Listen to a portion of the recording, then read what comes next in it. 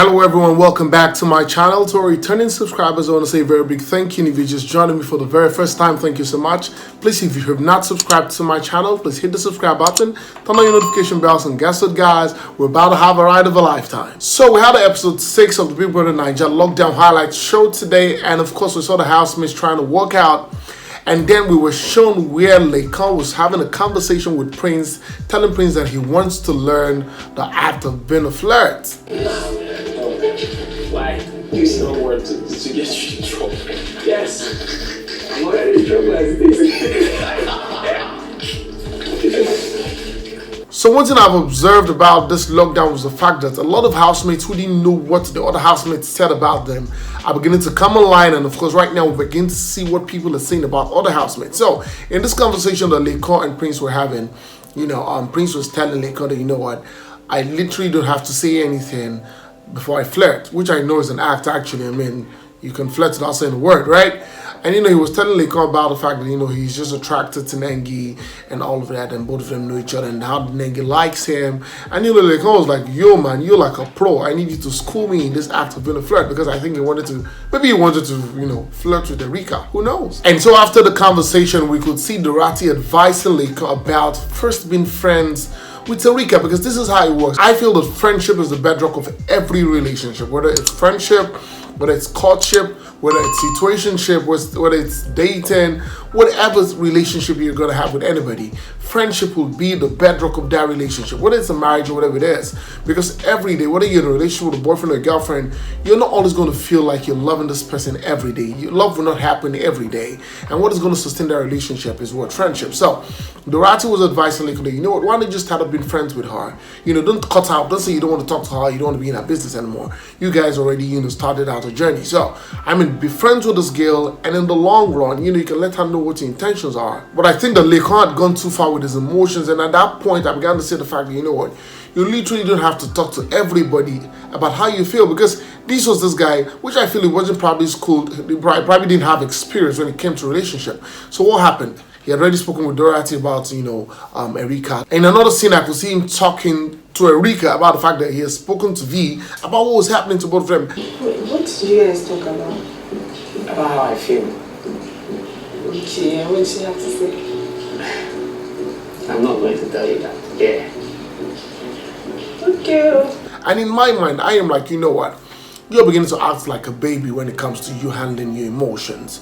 So imagine a guy right now, you like a girl, and the next thing is the girl is not really giving you the vibes you want. You guys like each other's friends and all that, and you're already talking to other girls about this girl. It's eventually going to be an issue, because who knows? Now look at what happened in the end with V and Erika. Yes, it is understandable that V doesn't like the fact that Erika is playing with Laycon's emotions, having to kiss Kiddwaya in the presence of Laycon. But this is the honest truth. I feel that there was a way that Laycon would have handled this, be the guy that he's supposed to be, and stop being, being taken around about and being dragged left, right, and center about the fact that he likes Erika. So when you begin to, seek advice from left, right, and center, you'll be confused, and in the long run, it's still going to come back to you. Now, there are different kinds of ladies. There's some who will literally just want to keep up with your rubbish, you understand? And there's some who will start getting irritated. And at some point, Erika was already getting irritated about the fact that Laycon could not talk to her and not talk about the fact that she and Kiddwaya were having something. So, they were right there, having to wash the dishes and all of that. And they were still trying to talk about Kiddwaya and how he's not comfortable about the fact that what they do in his presence and all of that. And Erika, you could see the expression on her face like, yo man, I am tired with all these conversations and I am done. Now, the next highlight for me was the fact that Ozo's leadership skill came into play. So, also, as usual, as a head of house, you probably should read the brief from Big Brother. But you know what he did? He delegated the reading to Dorothy, because, now listen, most of the time, most of the head of houses in the house the last season would not literally delegate the reading of briefs or something, because it was also a significant part. Only on a few occasions will you see that the deputy head of house is really, really, really active, especially in the case of, Lucy and Prince. Prince was very active during Lucy's time, because he was the guy, and Lucy wasn't really having a way around all of the housemates. But here you could see how also delegated the reading of the brief to Dorothy, and she did absolutely well. And of course, that same week when they had their 80s and 90s presentation, the fact that he delegated out, the whole the leading of the team in terms of rehearsals and all of that, they won their wager for that week. But of course, we also remember the fact that also had an outburst with Prince over the fact that Prince left during the house to go have, to go take a pee. And this is what I think. The fact that Ozo's team lost the task, the Dulux task, to Kiddwaya's team. Kiddwaya's team won 2 million naira and Ozo's team lost. And of course, Ozo put in a whole lot of effort into that. And of course, there was also the Nengi situation between him and Prince. So I think all of that, I know back in the days, we also felt that it was just a Nengi issue. But when I watched the highlights this evening, I found out that, okay, the first time that the housemates were really going to win money was that time. 2 million naira, you lose 2 million naira to the other team. Of course, you're going to really be pissed and all of that. And guess what? I saw how excited Kiddwaya was. Kiddwaya is the son of a billionaire, right? But of course, himself and the team won 2 million naira, and he was so excited. And I was like, yo, even if you're rich, you still want some more money. After the outburst of Ozo and Prince, we could see Kiddwaya and Erika having a conversation. And Erika was literally telling Kiddwaya that, you know what, I don't want drama.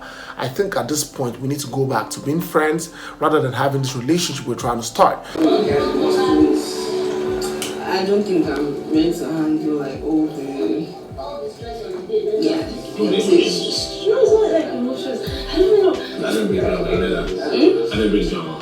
My actions. No, your actions bring drama to me, and I don't want that. It's not even emotions, but for me right now, it's not. Let's just give a friendship then. Yeah, for me it's okay. So it was the issue that happened between Ozo and Prince that made Erika think the fact that, you know what, if Nengi is what is really causing an issue between Ozo and Prince, I did not want an issue between Kiddwaya and Laycon. And that was why she had a conversation with Kiddwaya. And then we saw Kiddwaya and Nengi having a conversation. And Nengi literally saying that she knows that she's actually the issue between Kiddwaya and Erika. By the third week, there were so many triangles and there were so many rectangles and parallelograms that we even saw with Tony having a conversation with Prince about the fact that, you know what, Nengi likes Prince, telling him he likes Prince, and both of them are not talking to her because of Prince. And we also saw Dorothy having a conversation with Prince and be like, guy, how many girls are liking you? And finally on the highlights, it was on the third week that I realized that Kaisha had already told Neo that she likes him. And you could realize that there was an underground vibe going on between Neo and Kaisha. And of course, Neo was trying to suppress that vibe because he was in a relationship with V. We could also see that when Kaisha was evicted, Ebuka was asking Kaisha that, what's up with you and Neo? She was like, yes, she likes Neo. She's told him.